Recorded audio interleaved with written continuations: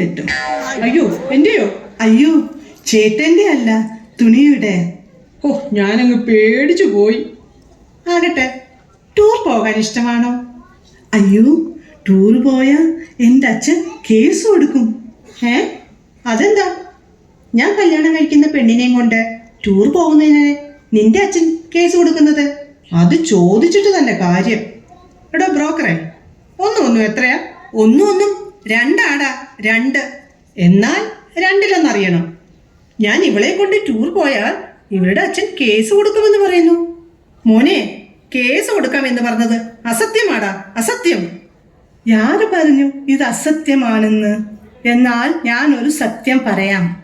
ഞാൻ 9ാം ക്ലാസ്സിൽ പഠിക്കുമ്പോൾ രസതന്ത്രം പഠിപ്പിച്ച സാറിൻ്റെ കൂടെ ഒരു രസത്തിന് ടൂർ പോയപ്പോഴും, മത്തായി ചേട്ടൻ്റെ കൂടെ മൈസൂർ പോയപ്പോഴും, മണിച്ചേട്ടൻ്റെ കൂടെ ഊട്ടി പോയപ്പോഴും ഈ അച്ഛൻ കേസ് കൊടുത്താണ് എന്നെ കൊണ്ടുവന്നത്. എടോ രാജാവേ, ഈ കല്യാണം നടന്നാൽ എന്താണ് കുഴപ്പം? ഓ, അത് ശരി. ഇത്രയും ആളുകളുടെ ഒളിച്ചോടിപ്പോയ ഈ പെണ്ണിന് എൻ്റെ ചെറുക്കൻ്റെ തലയിൽ കെട്ടിവെക്കാനാണോ ഭാവം? നിർത്ത്.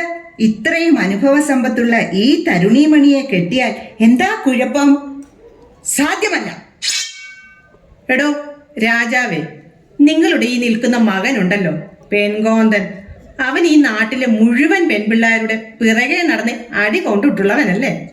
അതുകൊണ്ട് ഇവന് ചേരുന്ന പെണ്ണ് ഇത് തന്നെ. അതുകൊണ്ട് മകനെ, നീ ഒന്നുകൊണ്ട് പേടിക്കണ്ട.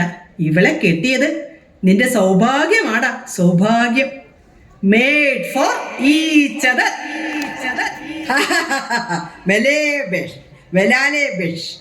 നമ്മുടെ കുലമഹിമയ്ക്ക് ചേർന്ന ബന്ധം തന്നെയാണ്. നാം സന്തുഷ്ടനായിരിക്കുന്നു.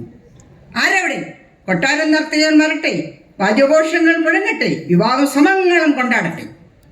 നമുക്കെല്ലാവർക്കും കൂടി ഈ കല്യാണം അടിച്ചു പൊളിക്കാം.